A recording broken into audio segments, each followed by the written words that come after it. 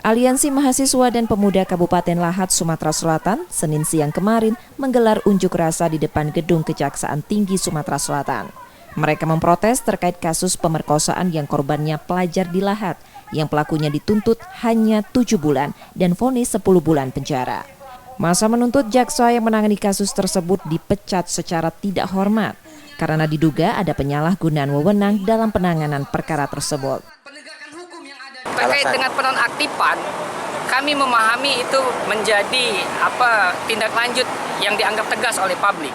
Tapi ketika kita merujuk ke Undang-Undang Nomor 11 Tahun 2021 tentang Kejaksaan, bahwa di pasal 13 di situ dinyatakan bahwa jaksa bisa diberhentikan dengan tidak hormat dengan alasan. Ada di poin C dan E yang menjadi fokus kami.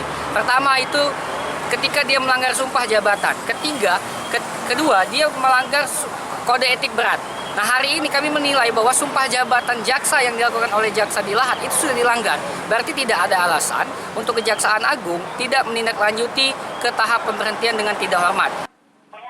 Sementara Kasipenkum Kejari Sumsel yang menemui pengunjuk rasa berjanji akan menyampaikan aspirasi tersebut ke Kejaksaan Agung. Kejaksaan Tinggi Sumatera Selatan tidak terlibat dalam proses pemeriksaan mereka.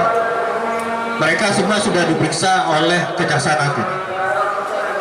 Nah, jadi apa yang sudah disampaikan tadi sudah kami simak.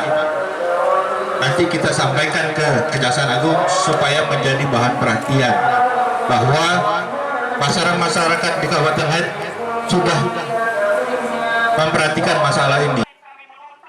Sebelumnya kasus pemerkosaan yang korbannya seorang pelajar di Lahat ramai karena pelaku hanya dituntut 7 bulan oleh Jaksa Penuntut Umum Kejari Lahat. Yudi Kiswanto, Kompas TV, Palembang, Sumatera Selatan.